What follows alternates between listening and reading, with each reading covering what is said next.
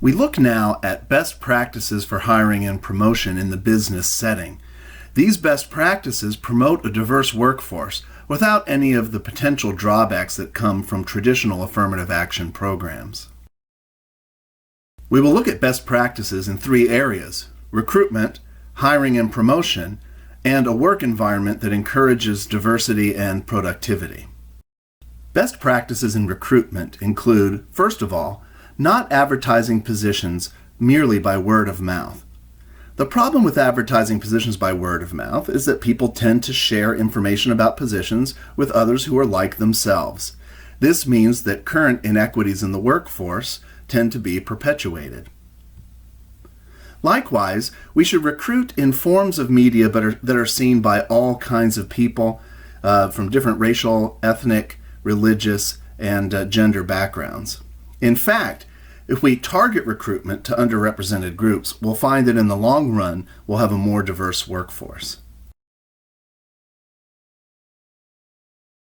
Our next group of best practices have to do with hiring and promotion, and the first might be the most important, and that is that hiring and promotion decisions should be done by diverse committees and not by individuals.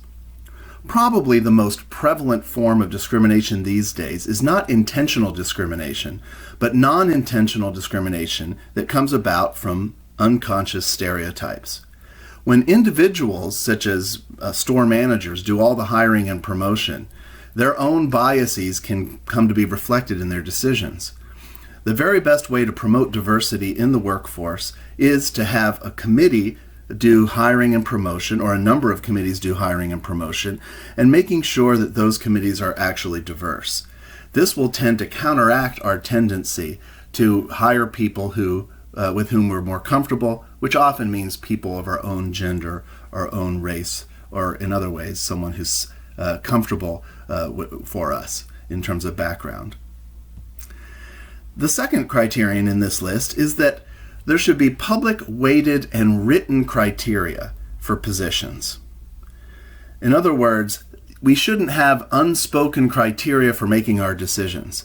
Instead, we decide ahead of time what would be the ideal candidate for this position, and then we write out a list of criteria and we weight them in terms of how important they are. This list of criteria should be made public when the position is being advertised or being made known to current employees. This way, we have a touchstone that's objective that we can look at for the hiring process, and we can make sure that the person who is chosen is the person who is best qualified, not the person that perhaps one manager or another has an intuition would be the best person. Pay scales should be established objectively, and not by racial or gender stereotypes. For instance, in the Walmart case that you study for this week, some women were told that men needed to make more money because they had to support families, whereas women were just earning extra money for their families or for themselves. So pay scales should be established by the value of a position to the company, not by racial or gender stereotypes, or by the fact that a certain position tends to be held more by women or by members of a certain racial group. The next best practice is for there to be no irrelevant requirements for positions. For instance, there are some companies that have required a high school degree for jobs that basically require manual labor. And if this happens in an area where, historically speaking, minorities have been underrepresented in the high school graduate population, this can serve to discriminate against a certain group, and this requirement is almost certainly irrelevant to the job being performed. It's important that all hiring and promotion decisions also be reviewed by a review board that is itself diverse. If every decision that's made in terms of hiring and promotion is made in accordance with public, weighted, and written criteria, and then those decisions can be looked at by an objective, independent review board, over time we'll find that our decisions are being made on the basis of the merit of the person and not on the basis of unconscious or conscious stereotypes or discriminatory attitudes. Finally, in this section, and this is a bit more controversial perhaps, we should look at adjusting seniority systems when our company is one that has a history of a lack of balance in terms of our workforce. So, for instance, if women traditionally have not been represented in my company, or if members of a racial group have not been represented in my company, then if decisions based on who will be laid off, for instance, are based on seniority, then it may be that that we end up punishing those who are of a certain racial background. And so some people would suggest that we should actually add a certain amount of seniority to people who are underrepresented in the community or underrepresented in our particular business. Now we turn to best practices that make the work environment one that is conducive to a successful, happy, and diverse workforce. The first thing we mention here is daycare services, flexible work hours, and job sharing. These apply in particular to gender differentials in the workplace. So, for instance, women are more likely to stay home with sick kids than men, even when both are equally well employed. Because of this, then, companies that have the resources to provide for daycare services or flexible work hours or job sharing are going to be companies in which women are at a disadvantage compared to men. And this is really just because of our cultural attitudes and the tendency we have to see women as primary caregivers for children.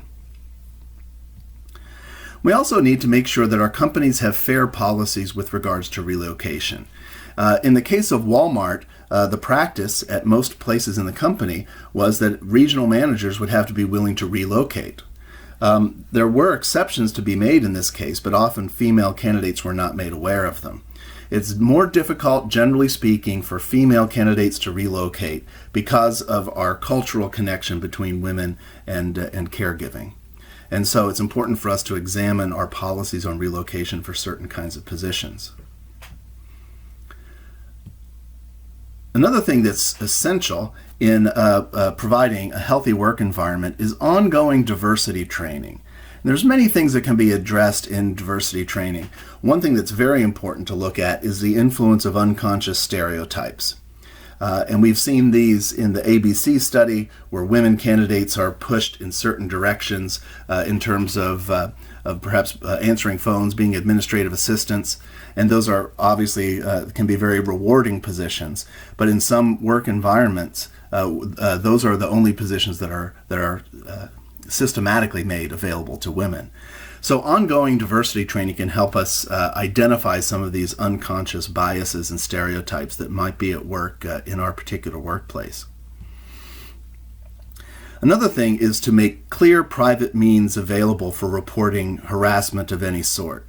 One of the major reasons that women don't have as long of a tenure in most jobs as men is the existence of harassment in the workplace. An issue that's related to this is that all meetings and social events should be held at places at which all people are comfortable. In the Walmart case, we have a situation where managers had regular meetings at a Hooters. And this is, without even realizing it perhaps, this was a practice that tended to alienate some of the women managers. Finally, there should be clear channels for regular feedback of all sorts in the work environment, both positive and negative.